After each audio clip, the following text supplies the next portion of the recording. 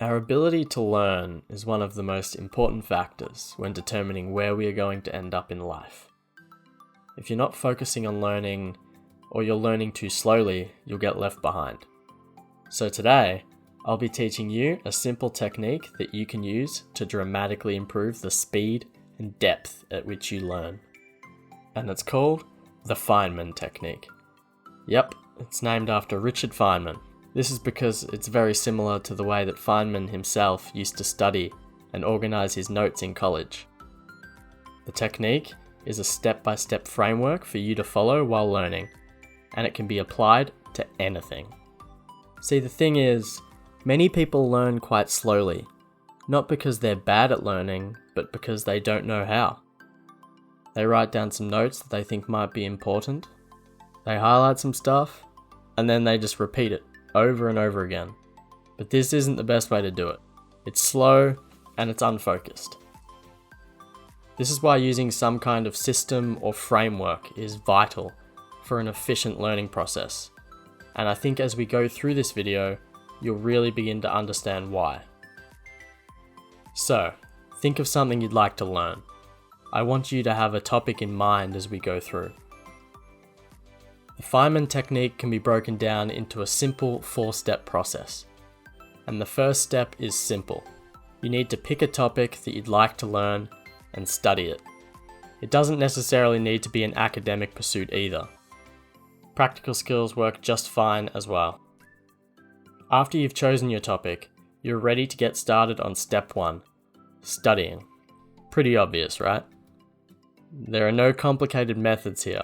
Just study and write out a summary of the topic, and any related info on a piece of paper.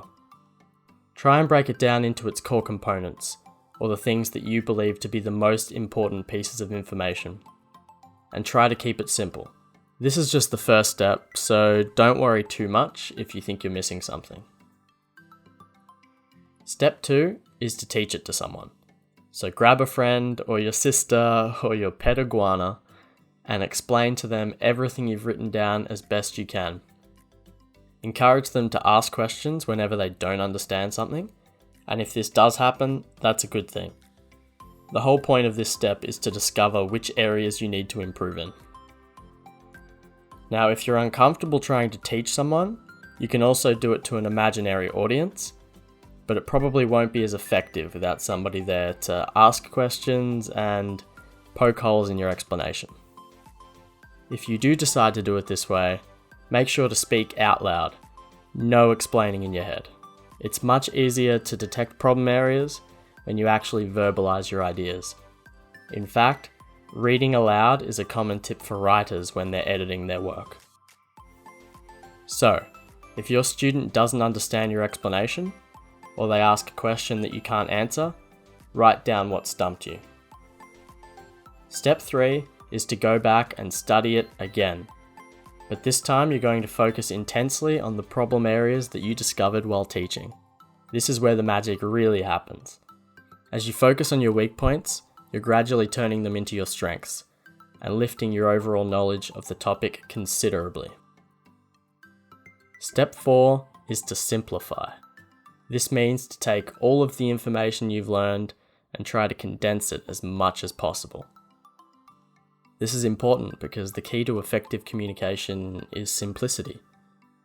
In order to ensure that other people understand you, you need to speak in a straightforward manner and use simple terms.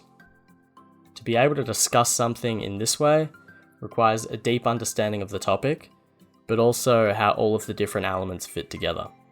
It requires the ability to cut away the fat and keep only what is truly important. There's a famous quote, often attributed to Albert Einstein, that says, if you can't explain it to a 6-year-old, you don't understand it yourself. Now, explaining it to a 6-year-old might be a bit too specific, but the idea is sound. You have to be able to explain the idea so clearly that anyone would understand, regardless of education level, vocabulary, or even age.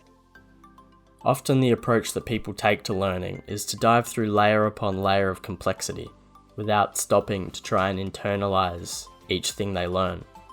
This is especially the case within the education system, but doing things this way can lead to confusion and overwhelm.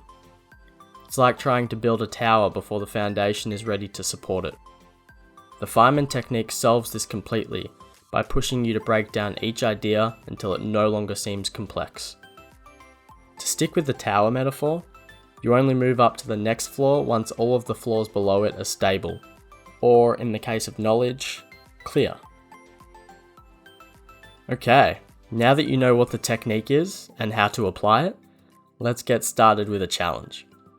If you didn't come up with a topic to apply this to at the start of the video, come up with one now. For those of you who aren't sure, you can put everything you've just learned to the test and use the Feynman Technique as your topic. So grab a pen and paper and start following the steps. Write everything down and start teaching it to the closest person or animal you can find. Encourage them to ask questions and poke holes in your knowledge. Spend some time on this and then let me know how it goes in the comments.